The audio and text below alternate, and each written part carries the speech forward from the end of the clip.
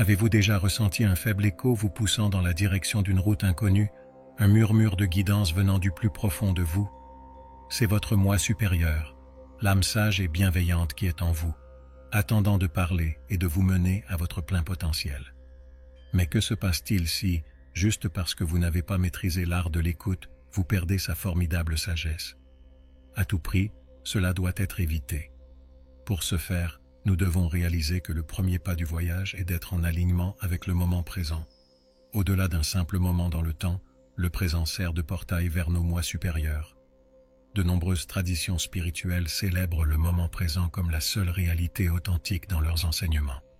Les créations de notre esprit du passé et du futur nous font souvent perdre de vue le cœur de la vie telle qu'elle se déroule maintenant. Cependant, comment peut-on s'harmoniser avec le présent? Imaginez-vous marchant dans une forêt alors que votre esprit est encombré d'idées sur hier ou ceux qui vous attendent demain. La beauté de la forêt vous échappe dans cette situation. Les sons de la nature tels que les oiseaux chantants, les feuilles bruissant et la terre parfumant ne sont que du bruit de fond. Cependant, quelque chose change si vous vous arrêtez, respirez profondément et vous donnez la permission d'être présent à cet instant. La forêt prend vie et alors qu'elle le fait, une partie de vous commence à émerger. Ce moi éveillé est plus calme, plus ouvert et plus uni. Nos moi supérieurs peuvent être entendus lorsque nous sommes dans cet état de connexion. La discipline ancienne de la pleine conscience et l'art de s'harmoniser avec le moment présent sont comparables. Cela implique de donner notre tout à ce que nous sommes en train de faire, de ressentir ou de penser à ce moment-là, sans distraction ou condamnation. Cela implique de s'engager pleinement dans l'expérience dans laquelle nous sommes maintenant, plutôt que de fuir nos devoirs ou de faire des plans pour l'avenir. Nous pouvons sentir la douceur des plats et la chaleur de l'eau alors que nous les lavons. Nous apprécions chaque bouchée de nourriture en prenant les saveurs et les textures. Les paraboles de différentes traditions réaffirment cette sagesse. Prenez la fable zen de la cérémonie du thé, où faire et siroter du thé est plus qu'un simple rituel quotidien, c'est un exercice profond de pleine conscience. L'ordinaire devient sacré lorsque des tâches comme faire bouillir de l'eau et verser le thé sont complétées avec une attention et une présence totale. Cette histoire nous dit que lorsque nous vivons dans le moment présent, nous ouvrons un canal de communication avec nos moi supérieurs. Cependant, qu'est-ce qui rend le moment présent si puissant? Parce que la cacophonie de bruit de l'ego s'estompe dans le maintenant. L'ego se nourrit de regrets et d'anxiété, du passé et du futur. L'emprise de l'ego sur nous se relâche et notre identité véritable devient visible lorsque nous nous enracinons fermement dans le moment présent. Cette essence reste pure de soucis, d'attentes de la société ou de contes préfabriqués. Elle est pure, réelle et extrêmement intelligente. C'est la partie de nous qui est consciente de notre véritable parcours, de nos plus grandes aspirations et de notre potentiel non réalisé. Ainsi, s'aligner avec le moment présent implique plus qu'une simple attention. Il s'agit d'ouvrir un canal pour que notre moi supérieur puisse nous guider. Il s'agit de permettre à la sagesse qui a toujours été là, elle a juste besoin d'être entendue, d'entrer dans nos cœurs et nos esprits. Nous découvrons que la direction que nous désirons est plus proche que nous le pensions initialement lorsque nous nous lançons dans cette aventure d'alignement. C'est dans la poussée pour dévier de notre parcours lors de notre promenade matinale, dans l'épiphanie qui survient lorsque nous sommes totalement concentrés sur une tâche, ou dans la sérénité qui descend sur nous lorsque nous prêtons attention à ce que quelqu'un dit réellement. Chapitre 2. Se syntoniser avec l'intuition. Nous devons nous engager dans une pratique fermement basée sur la connaissance des sages et des mystiques à travers l'histoire si nous voulons être capables de nous syntoniser avec notre intuition et écouter le moi supérieur. Notre moi supérieur peut être atteint directement par l'intuition, qui est parfois appelée le savoir intérieur ou sentiment viscéral. Elle fournit des instructions qui semblent à la fois profondes et intrinsèquement correctes, tout en évitant l'usage de la raison. Cette section de notre enquête vise à éclairer sur comment utiliser cet instrument efficace. Imaginez-vous à un carrefour sans carte ni panneau pour vous aider à trouver votre chemin. Bien que votre intellect puisse examiner chaque option et considérer les avantages et les inconvénients, une partie de vous sait déjà quelle action entreprendre. Cette conscience vous parle doucement mais fermement. Elle ne crie pas. Au travail, cette intuition est une boussole que notre moi supérieur nous a donnée. Reconnaître que notre intuition parle une langue différente de notre esprit logique est le premier pas vers sa syntonisation. Elle nous parle à travers les émotions, les sens et occasionnellement les symboles dans les rêves ou les méditations. Nous devons apprendre à écouter différemment pour l'entendre. Prendre du temps pour l'introspection et le calme est une méthode pour encourager cette connexion. Notre intuition peut facilement être ignorée dans l'agitation de la vie quotidienne. Nous pouvons l'entendre plus clairement lorsque nous nous donnons du temps pour être tranquilles. Cela peut être accompli en pratiquant la méditation, en sortant à l'extérieur ou juste en passant un moment paisible seul. Être ouvert et réceptif sans fixer d'attente est crucial. Apprendre à se syntoniser avec votre intuition est semblable à apprendre à jouer d'un nouvel instrument. Bien que les sons puissent sembler maladroits et imprécis au début, avec le temps et l'expérience, nous sommes capables d'identifier la mélodie. De même, nous développons la capacité de discerner la direction de notre intuition du tumulte de nos pensées et sentiments, alors que nous apprenons à nous y syntoniser. Les traditions stoïciennes et d'autres philosophiques mettent un fort accent sur l'introspection et l'écoute de la voix comme moyen d'atteindre la connaissance. Ils nous disent qu'il y a une source d'information non contaminée en chacun de nous. Par l'introspection, nous nous connectons à cette source. Tenir un carnet de vos sensations instinctives et de votre intuition est également utile. Vous finirez par voir les tendances et la fréquence avec laquelle votre intuition vous a guidé. Cela aide à comprendre les manières dont votre moi supérieur vous parle et renforce votre foi dans votre système de guidage intérieur. Cependant, le jugement est également nécessaire pour se connecter avec l'intuition. Il est crucial de distinguer entre une guidance intuitive authentique et des réponses basées sur la peur. La peur est souvent bruyante, exigeante et basée sur des soucis concernant l'avenir ou des souvenirs désagréables. Alors que l'intuition peut nous amener hors de nos zones de confort, elle se sent plus enracinée, sereine et sous contrôle. Les enseignements du philosophe du XVIIe siècle Baruch Spinoza se reflètent dans ce processus de connexion avec notre intuition. Spinoza pensait que nous pourrions trouver le vrai bonheur et la tranquillité en comprenant l'essence de l'univers et notre moi intérieur. Selon lui, tout dans l'univers est interconnecté et nous pouvons atteindre un niveau de sagesse supérieur en orientant nos pensées en ligne avec cette réalité universelle. La philosophie de Spinoza nous met au défi de voir au-delà de nos impressions éphémères et de nos sentiments pour la réalité fondamentale qui nous unit tous. Il dit qu'en faisant cela, nous pouvons accéder à un niveau d'intuition plus profond que le simple instinct. Cette intuition, qui instille un sentiment de sérénité et de contentement, est une compréhension directe de l'unité de toute chose. Spinoza croyait que pour parvenir à cette perspicacité et cette connectivité, nous devions développer une manière de vie et de pensée particulière. Cela implique d'accepter nos sentiments et nos expériences comme des pièces d'un puzzle plus grand et plus complexe, plutôt que comme des faits immuables. Par l'observation détachée et la contemplation de nos expériences, nous pouvons commencer à identifier les modèles et principes plus généraux régissant le cosmos.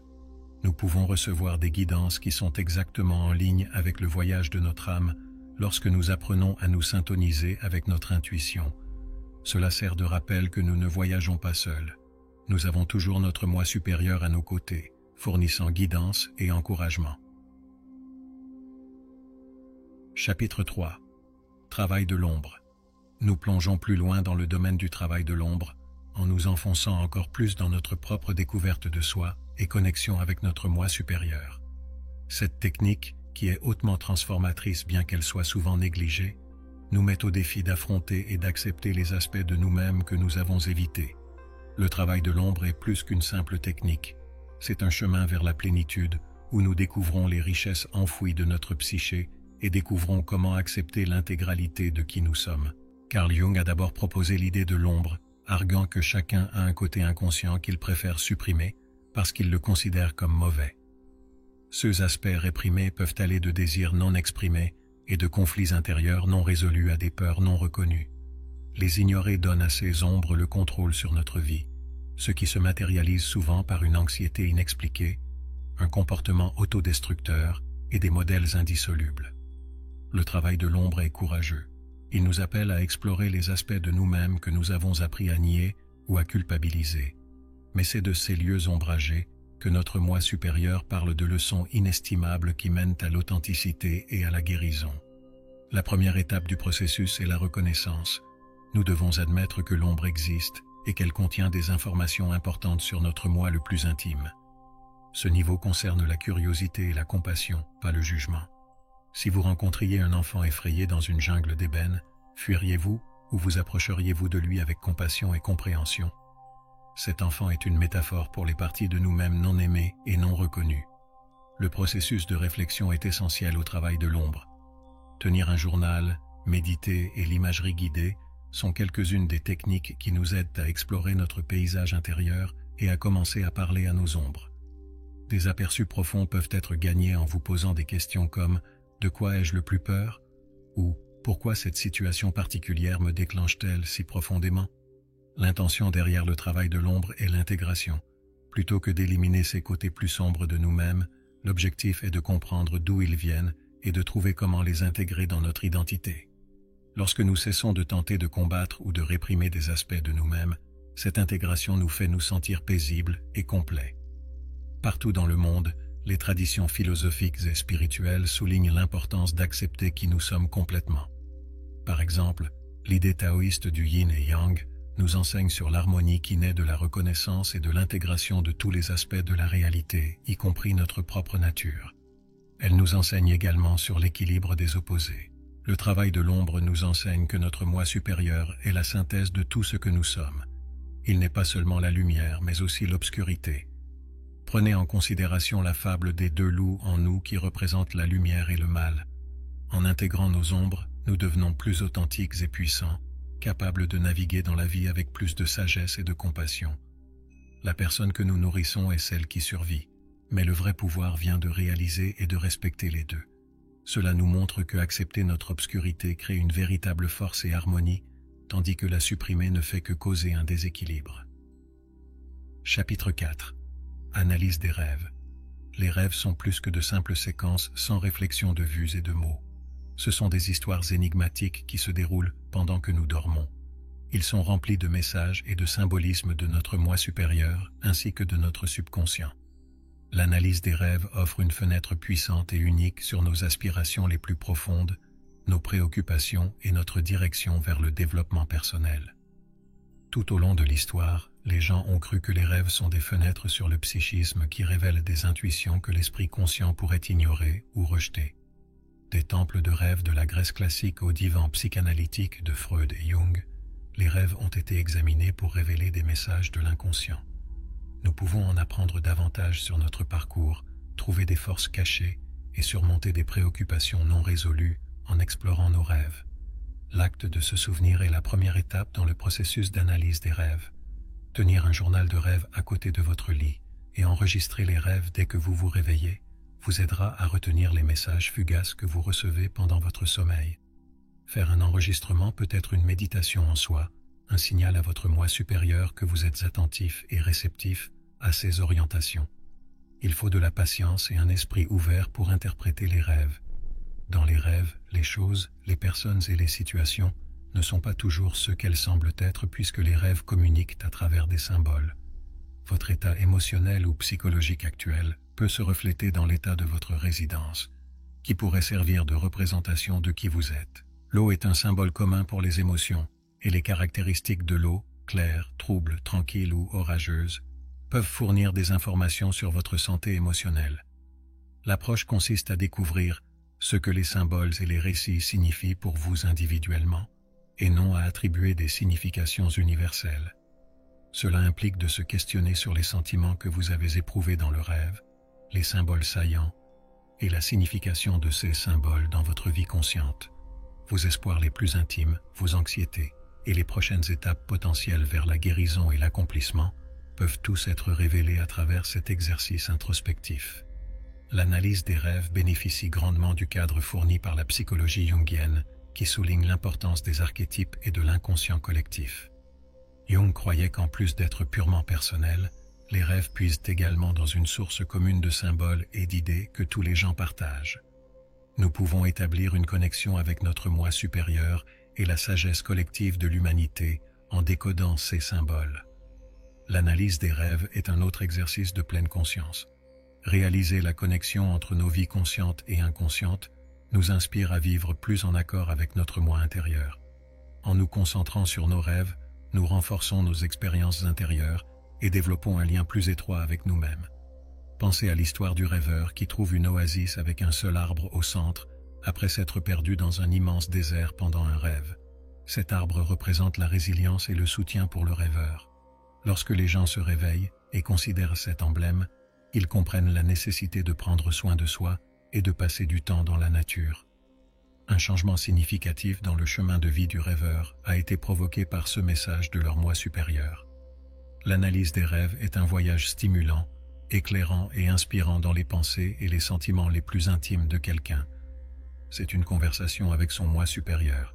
C'est un appel à explorer les domaines inexplorés de notre subconscient qui contiennent des couches de sagesse et de sens pouvant avoir une influence significative sur notre existence consciente. Chapitre 5. Synchronicité significative. Lorsque des occurrences apparemment non liées s'alignent d'une manière ayant une profonde signification personnelle, ces coïncidences significatives se produisent. Les synchronicités sont des messages du cosmos, un signe de nos moi supérieurs nous disant que nous sommes dans la bonne direction, ou peut-être juste un doux rappel pour se concentrer sur quelque chose d'important dans notre vie. Développer un état d'esprit ouvert et attentif est le premier pas pour interagir avec les synchronicités. Cela implique d'observer les thèmes récurrents et les symboles dans notre vie et de déterminer quelle signification possible ils pourraient avoir. Il ne s'agit pas de chercher des messages dans tout. Plutôt, il s'agit de garder l'esprit ouvert à l'idée que certaines expériences, rencontres ou symboles pourraient être une communication de notre moi supérieur. Par exemple, vous pourriez vous souvenir d'un ami que vous n'avez pas vu depuis longtemps, puis soudainement le recroiser peu après. Ou, dans un moment d'incertitude, vous tombez sur un livre ou une citation qui décrit aptement votre situation et offre des conseils.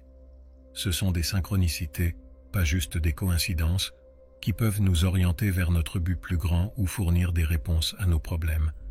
Il faut un équilibre délicat entre le scepticisme et la croyance pour interagir avec les synchronicités. Il ne s'agit pas de suivre chaque signe sans réfléchir. Plutôt, il s'agit d'identifier ceux qui nous parlent vraiment et inspirent la contemplation ou l'action. Faire les liens entre nos expériences intérieures et le monde extérieur d'une manière qui semble significative et en accord avec notre voyage est une pratique de l'intuition.